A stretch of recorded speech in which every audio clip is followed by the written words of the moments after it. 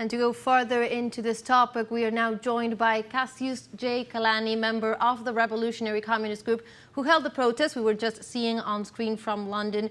Hello, Cassius, and thank you for joining us here in From the South. Thank you very much for having me. It's an absolute pleasure to be invited today. Okay, so Cassius, of course, tell us why hold this protest action in front of the Guardian media outlet? Absolutely. There's been many protests outside media news outlets, but we've chosen The Guardian. It likes to present itself as a liberal and very respectable outlet, appealing to progressives within the working class. You know, it says it's radical and independent and almost like an underdog against the larger media outlets. But this is a complete lie.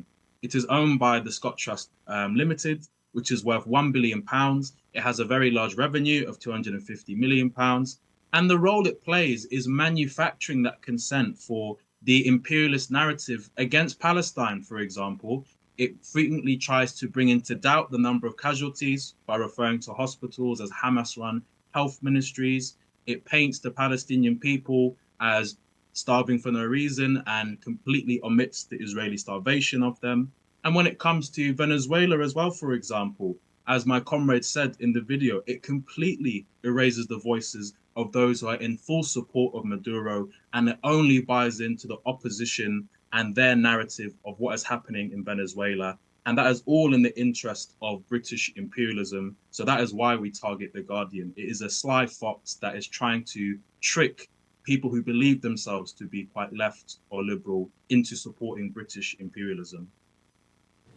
Now, Cassius, we've been seeing images of demonstrators in the protest holding Cuban, Palestinian, Venezuelan flags, and Venezuela in particular has been on the media spotlight for the past days in what analysts have described as an interference media campaign. Why do you think that outlets such as The Guardian, who present themselves as Western liberal, allegedly friends of free speech and press, target Venezuela in these ways, in which so many cases are just outright twisting reality? Why do you think that this happens? Absolutely. The Guardian is in full support of British imperialism.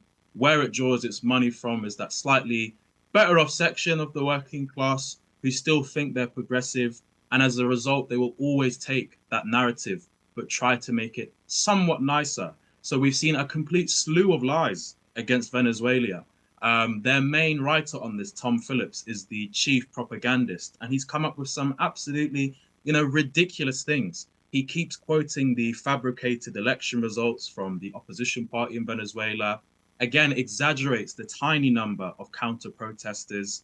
He mentions the bounty placed on Maduro as if it's a normal thing, that a foreign elected head of state can have a bounty placed against him, and then makes this sweeping claim that all the Venezuelans are against Maduro, and that because they're such a liberal and respectable media outlet, that they are concerned about the democracy in Venezuela, because this comes from a very, respectable moral standpoint. And because it might resonate with some progressive people within the very large Palestine movement, they are able to then draw more people into being completely against Maduro. And of course, their material interest in doing that. They maintain their followers, they maintain their donations, and they support British imperialism in maintaining its grip of Venezuela's gold and squeezing Venezuela's revolution.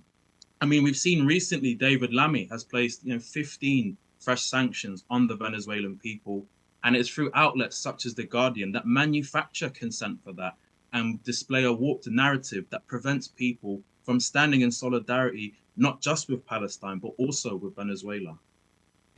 So in the face of what we are saying and what you were just describing, I wanted to ask you, in the face of this media coverage from these big media outlets from particularly Western nations, what can be done to improve the world coverage and processes such as the ones in Venezuela and Cuba, maybe strengthen smaller or media outlets linked to communities? What is your take on that?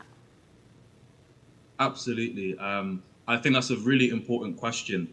What can be done to strengthen that is, first of all, point out the very obvious lies within the media news coverage of Palestine.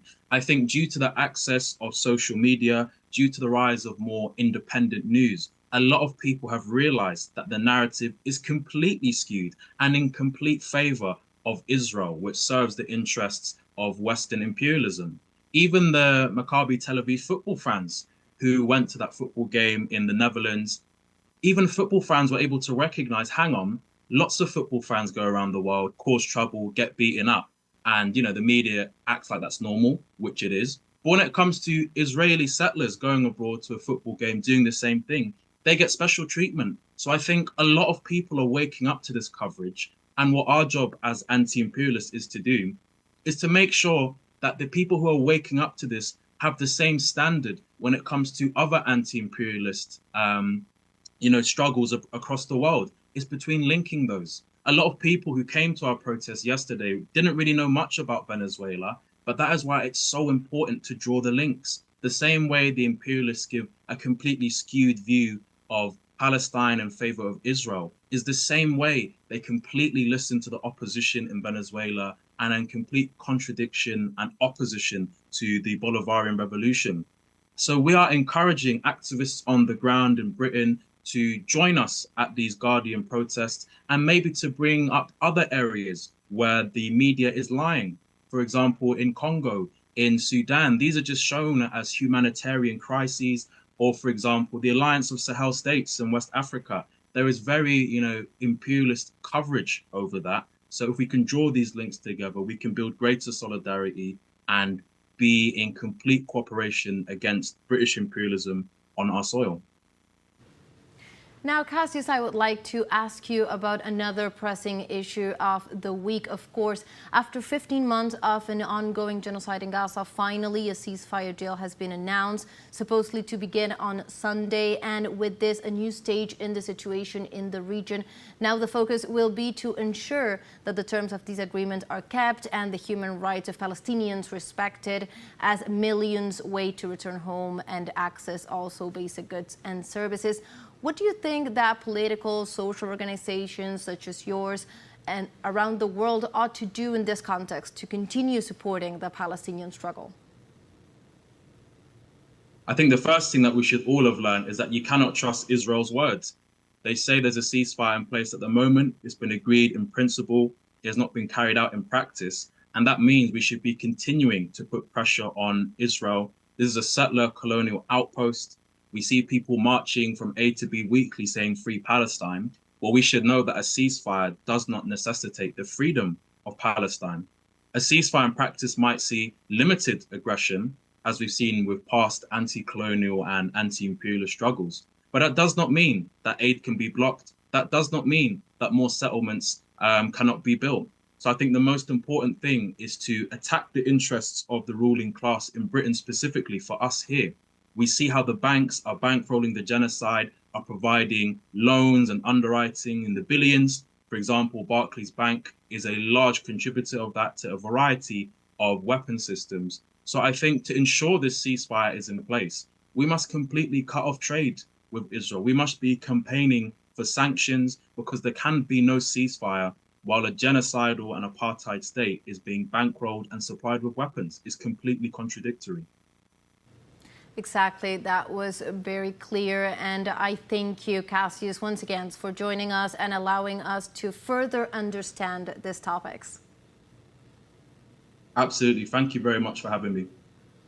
That was Cassius J. Kalani of the Revolutionary Communist Group in London on the protest they held along the other organizations against the Western media campaign targeting global South nations such as Venezuela.